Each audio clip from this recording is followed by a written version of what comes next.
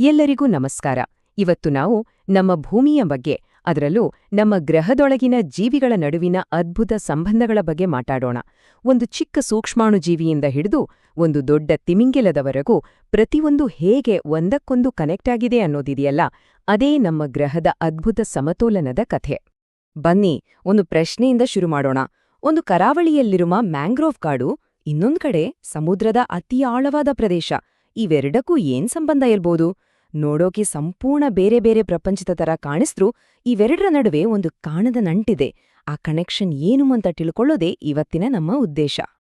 ಹಾಗಾದ್ರೆ ಈ ಕನೆಕ್ಷನ್ ಅರ್ಥ ಮಾಡ್ಕೋಬೇಕು ಅಂದ್ರೆ ನಾವು ಸ್ವಲ್ಪ ಬೇಸಿಕ್ಸಿಂದ ಶುರು ಮಾಡ್ಬೇಕು ಅಲ್ವಾ? ನಮ್ಮ ಭೂಮಿಯ ಮೇಲಿನ ಜೀವ ವ್ಯವಸ್ಥೆಗಳು ಒಂದು ದೊಡ್ಡ ಮಷೀನ್ ತರ ಹೇಗೆ ಒಟ್ಟಾಗಿ ಕೆಲಸ ಮಾಡ್ತವೆ ಅನ್ನೋದನ್ನ ಮೊದಲು ನೋಡೋಣ. ಮೊದಲು ಪರಿಸರ ಅಂದ್ರೆ ಏನು? ಇದು ಬರೀ ಮರಗಿಡಗಳು, ಪ್ರಾಣಿಗಳಷ್ಟೇ ಅಲ್ಲ. ಸರಳವಾಗಿ ಹೇಳೋದಾದ್ರೆ ಇದು ಒಂದು ಸ್ಟೇಜ್ ಇದ್ದ ಹಾಗೆ. ಇಲ್ಲಿ ಎಲ್ಲಾ ಜೀವಿಗಳು ತಮ್ಮ ಪಾತ್ರವನ್ನ ನಿರ್ವಹಿಸ್ತವೆ. ಇದರಲ್ಲಿ ನಾವು ಉಸಿರಾಡೋ ಗಾಳಿ, ಕುಡಿಯೋ ನೀರು, ನಡೆಯೋ ಭೂಮಿ ಅಂತಹ ನಿರ್ಜೀವ ವಸ್ತುಗಳೂ ಸೇರಿವೆ. ಹಾಗೇ ನಮ್ಮ ಸುತ್ತ ಇರೋ ಎಲ್ಲಾ ಜೀವಿಗಳೂ ಸೇರಿವೆ. ನೋಡಿ, ಪರಿಸರವನ್ನ ನಾವು ಎರಡು ಮುಖ್ಯ ಭಾಗಗಳಾಗಿ ನೋಡ್ಬೋದು. ಒಂದು ಜೈವಿಕ, ಅಂದ್ರೆ ಸಸ್ಯಗಳು, ಪ್ರಾಣಿಗಳಂತಹ ಎಲ್ಲ ಲಿವಿಂಗ್ ಥಿಂಗ್ಸ್. ಇನ್ನೊಂದು ಅಜೈವಿಕ, ಅಂದ್ರೆ ಸೂರ್ಯನ ಬೆಳಕು, ನೀರು, ಮಣ್ಣಿನಂತಹ ನಾನ್ ಲಿವಿಂಗ್ ಥಿಂಗ್ಸ್. ಇವೆರಡೂ ಒಂದಕ್ಕೊಂದು ಕನೆಕ್ಟ್ ಆಗಿರುತ್ತೆ. ಉದಾಹರಣೆಗೆ ಸಸ್ಯಗಳು ಅಂದ್ರೆ ಜೈವಿಕ ಅಂಶಗಳು ಬದುಕಬೇಕಾದ್ರೆ ಸೂರ್ಯನ ಬೆಳಕು, ನೀರು ಅಂದ್ರೆ ಅಜೈವಿಕ ಅಂಶಗಳು ಬೇಕೇ ಬೇಕು. ಸೊ ಈ ಜೈವಿಕ ಮತ್ತೆ ಅಜೈವಿಕ ಅಂಶಗಳು ಅಂದ್ರೆ ಲಿವಿಂಗ್ ಮತ್ತು ನಾನ್ ಲಿವಿಂಗ್ ಥಿಂಗ್ಸ್ ಒಟ್ಟಿಗೆ ಸೇರಿ ಒಂದು ಸಿಸ್ಟಮ್ ತರಹ ಕೆಲಸ ಮಾಡೋಕೆ ಶುರು ಮಾಡಿದಾಗ ಅದನ್ನೇ ನಾವು ಪರಿಸರ ವ್ಯವಸ್ಥೆ ಅಥವಾ ಈಕೋಸಿಸ್ಟಮ್ ಅಂತ ಕರೆಯೋದು. ಅದು ಒಂದು ಕಾಡಿರ್ಬೋದು, ಒಂದು ಸರೋವರ ಇರ್ಬೋದು, ಅಥವಾ ಒಂದು ಮರುಭೂಮಿಯೂ ಆಗಿರ್ಬೋದು. ಸರಿ, ಈ ಸಿಸ್ಟಮ್ಸ್ ಬಗ್ಗೆ ಗೊತ್ತಾಯ್ತು. ಈಗ ಇದರೊಳಗಿರೋ ಜೀವ ವೈವಿಧ್ಯತೆ ಅಂದ್ರೆ ಬಯೋಡೈವರ್ಸಿಟಿ ಕಡೆ ಗಮನ ಕೊಡೋಣ. ನಮ್ಮ ಜಗತ್ತಿನಲ್ಲಿ ಎಷ್ಟು ತರಹದ ಜೀವಿಗಳಿವೆ, ಅವು ಯಾಕೆ ಅಷ್ಟು ಮುಖ್ಯ ಅನ್ನೋದನ್ನ ನೋಡೋಣ ಬನ್ನಿ. ಜೀವ ವೈವಿಧ್ಯತೆ ಅಂದ್ರೆ ಬರೀ ಬೇರೆ ಬೇರೆ ಜಾತಿಯ ಪ್ರಾಣಿ ಪಕ್ಷಿಗಳ ಸಂಖ್ಯೆ ಅಷ್ಟೇ ಅಲ್ಲ. ಇದು 3 ಲೆವೆಲ್ನಲ್ಲಿದೆ. ಮೊದಲನೇದು ಆನುವಂಶಿಕ ವೈವಿಧ್ಯತೆ, ಅಂದ್ರೆ ಒಂದೇ ಜಾತಿಯ ಜೀವಿಗಳಲ್ಲಿರುವ ವ್ಯತ್ಯಾಸ. ಉದಾಹರಣೆಗೆ ಬೇರೆ ಬೇರೆ ಬಣ್ಣದ ಹುಲ್ಲಿಗಳು. ಆಮೇಲೆ ಪ್ರಭೇದಗಳ ವೈವಿಧ್ಯತೆ. ಕೊನೆಯದಾಗಿ ಪರಿಸರ ವ್ಯವಸ್ಥೆಯ ವೈವಿಧ್ಯತೆ. ಈ ಎಲ್ಲ ವೈವಿಧ್ಯತೆಗಳೇ ನಮ್ಮ ಭೂಮಿಯನ್ನ ಇಷ್ಟು ಶ್ರೀಮಂತವಾಗಿ ಮಾಡಿರೋದು. ಹಾಗಾದ್ರೆ ಈ ಎಲ್ಲಾ ಜೀವಿಗಳನ್ನ ಒಂದುಗೂಡಿಸೋದ್ಯಾವುದು? ಅದುವೇ ಶಕ್ತಿಯ ಹರಿವು. ಇದನ್ನ ಆಹಾರ ಜಾಲ ಅಥವಾ ಜೀವಜಾಲ ಅಂತನೂ ಕರೀತಾರೆ. ಯಾಕಂದ್ರೆ ಪ್ರತಿಯೊಂದು ಜೀವಿಯೂ ಬದುಕೋಕೆ ಶಕ್ತಿಗಾಗಿ ಇನ್ನೊಂದು ಜೀವಿಯ ಮೇಲೆ ಅವಲಂಬಿತವಾಗಿದೆ. ಈ ಆಹಾರ ಜಾಲದಲ್ಲಿ ಶಕ್ತಿ ಹೇಗೆ ಟ್ರಾನ್ಸ್ಫರ್ ಆಗುತ್ತೆ ಅನ್ನೋದ್ರಲ್ಲಿ ಒಂದು ಇಂಟ್ರೆಸ್ಟಿಂಗ್ ರೂಲ್ ಇದೆ. ಇಲ್ಲಿ ನೋಡಿ, 10%. ಇದೇನಿದು ಬರೀ ಒಂದು ನಂಬರ್ ಅಂತ ಅನ್ಕೋಬೇಡಿ.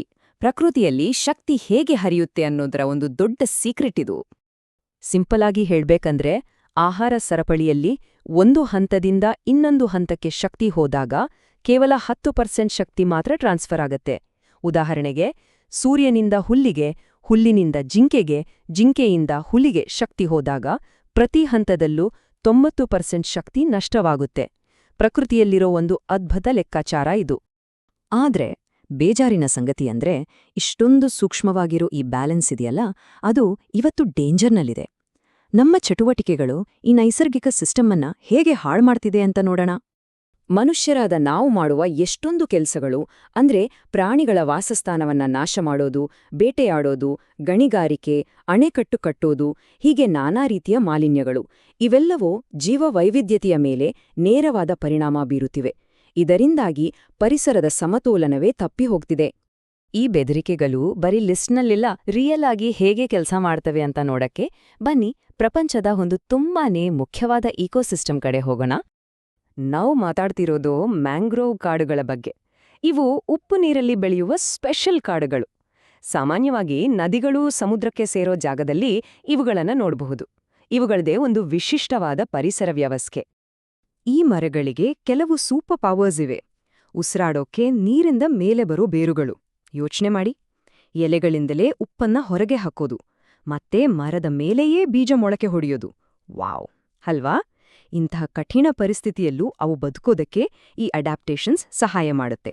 ಒಂದ್ ಕಡೆ ಈ ಮ್ಯಾಂಗ್ರೋವ್ಗಳು ಸುನಾಮಿ, ಚಂಡಮಾರುತದಂತಹ ಪ್ರಾಕೃತಿಕ ವಿಕೋಪಗಳಿಂದ ನಮ್ಮ ಕರಾವಳಿಯನ್ನ ಕಾಪಾಡ್ತೆ ಕೋಟ್ಯಾಂತರ ಮೀನುಗಳಿಗೆ ಮನೆಯಾಗಿದೆ. ಆದ್ರೆ ಇನ್ನೊಂದ್ ಕಡೆ ನಾವೇನ್ ಮಾಡ್ತಿದೀವಿ? ನಗರೀಕರಣ, ಸೀಗಡಿ ಫಾರ್ಮಿಂಗ್, ಪೊಲ್ಯೂಷನ್ ಈ ಎಲ್ಲಾ ಕಾರಣಗಳಿಂದ ಈ ಅಮೂಲ್ಯವಾದ ಕಾಡುಗಳನ್ನೇ ನಾಶ ಮಾಡ್ತಿದೀವಿ. ಇಷ್ಟೆಲ್ಲ ಸಮಸ್ಯೆ ಇದೆ ಸರಿ, ಹಾಗಂತ ಎಲ್ಲವೂ ಕೈಮೀರಿ ಹೋಗಿಲ್ಲ. ಇದನ್ನ ಸರಿಪಡಿಸೋಕೆ, ನಮ್ ಜೀವವೈವಿಧ್ಯತೆಯನ್ನ ಉಳಿಸೋಕೆ ಇಡೀ ಪ್ರಪಂಚನೇ ಒಂದಾಗಿ ಪ್ರಯತ್ನ ಪಡ್ತಿದೆ. ಆ ಪ್ರಯತ್ನದ ಹೆಸರೇ ಸಂರಕ್ಷಣೆ ಅಥವಾ ಕಾನ್ಸರ್ವೇಷನ್. ಇದು ಸದ್ಯದ ಪರಿಸ್ಥಿತಿಗೆ ನಮ್ಮ ಒಂದು ಸಕಾರಾತ್ಮಕ ಉತ್ತರ ಅಂತಾನೆ ಹೇಳಬಹುದು. ಸೊ ಈ ಕನ್ಸರ್ವೇಷನ್ ಮಾಡೋಕೆ ಮುಖ್ಯವಾಗಿ 2 ದಾರಿಗಳಿವೆ. ಈ ವಿಧಾನಗಳ ಮೂಲಕ ನಾವು ನಮ್ಮ ಪ್ರಕೃತಿಯನ್ನ ಉಳಿಸ್ಕೊಳ್ಳೋಕೆ ಟ್ರೈ ಮಾಡ್ತಿದೀವಿ. ಒಂದು ಇನ್ಸಿಟೋ, ಅಂದರೆ ಅಲ್ಲೇ ಇಟ್ಟು ಕಾಪಾಡೋದು, ಪ್ರಾಣಿ ಸಸ್ಯಗಳನ್ನ ಅವುಗಳ ನ್ಯಾಚುರಲ್ ಜಾಗದಲ್ಲೇ ಪ್ರೊಟೆಕ್ಟ್ ಮಾಡೋದು. ಇನ್ನೊಂದು ಎಕ್ಸಿಟೋ, ಅಂದರೆ ಹೊರಗೆ ತಂದು ಕಾಪಾಡೋದು, ಅವುಗಳ ನೈಸರ್ಗಿಕ ವಾಸಸ್ಥಾನದಿಂದ ಹೊರಗೆ ತಂದು ಒಂದು ಸುರಕ್ಷಿತ ಜಾಗದಲ್ಲಿ ನೋಡ್ಕೊಳ್ಳೋದು.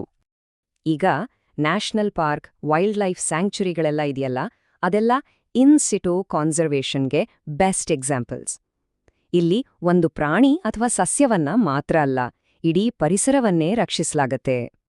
ಹಾಗೇನೇ ನಾವು ನೋಡೋ ಝೂಗಳು, ಬೊಟಾನಿಕಲ್ ಗಾರ್ಡನ್ಸ್, ಆಮೇಲೆ ಸೀಡ್ ಬ್ಯಾಂಕ್, ಜೀನ್ ಬ್ಯಾಂಕ್ ಅಂತಾರಲ್ಲ, ಅದೆಲ್ಲ ಎಕ್ಸ್ ಸಿಟು ಕನ್ಸರ್ವೇಷನ್ ಕೆಳಗೆ ಬರುತ್ತೆ. ಅಳಿವಿನಂಚಿನಲ್ಲಿರುವ ಜೀವಿಗಳನ್ನ ಇಲ್ಲಿ ವಿಶೇಷ ಕಾಳಜಿ ವಹಿಸಿ ರಕ್ಷಿಸಲಾಗುತ್ತೆ. ಹಾಗಾದ್ರೆ ಈ ಎಲ್ಲದರ ಕೊನೆಯ ಗುರಿ ಏನು? ಅದುವೇ ಸುಸ್ಥಿರತೆ ಅಥವಾ ಸಸ್ಟೇನಬಿಲಿಟಿ. ಸಿಂಪಲ್ ಆಗಿ ಹೇಳೋದಾದ್ರೆ, ನಮ್ಮ ಇವತ್ತಿನ ಅಗತ್ಯಗಳನ್ನ ಪೂರೈಸ್ಕೊಳ್ಳೋಣ, ಆದ್ರೆ ನಮ್ಮ ಮುಂದಿನ ಪೀಳಿಗೆಗೆ ಏನು ತೊಂದರೆ ಆಗದ ಹಾಗೆ ನೋಡ್ಕೊಳ್ಳೋದು. ಇದು ನಮಗೂ ನಮ್ಮ ಭವಿಷ್ಯಕ್ಕೂ ಇರೋ ಒಂದು ಅಗ್ರಿಮೆಂಟ್ ಇದ್ದ ಹಾಗೆ. ಕೊನೆಯದಾಗಿ ಒಂದು ಪ್ರಶ್ನೆ: ನಮ್ಮ ಇವತ್ತಿನ ಅಗತ್ಯಗಳಿಗೂ ನಾಳಿನ ಜೀವಸಂಕುಲದ ಭವಿಷ್ಯಕ್ಕೂ ಒಂದು ಬ್ಯಾಲೆನ್ಸ್ ತರೋಕೆ ನಾವ್ ಏನ್ ಮಾಡಬಹುದು? ಯಾವ ರೀತಿ ಹೊಸ ಆಲೋಚನೆಗಳನ್ನ, ಬದಲಾವಣೆಗಳನ್ನ ನಮ್ಮ ಜೀವನದಲ್ಲಿ ತರಬಹುದು? ಇದರ ಬಗ್ಗೆ ನಾವೆಲ್ಲರೂ ಯೋಚನೆ ಮಾಡಲೇಬೇಕು. ಯಾಕಂದ್ರೆ ನಮ್ಮ ಭೂಮಿಯ ಭವಿಷ್ಯ ನಮ್ಮ ಕೈಯಲ್ಲೇ ಇದೆ.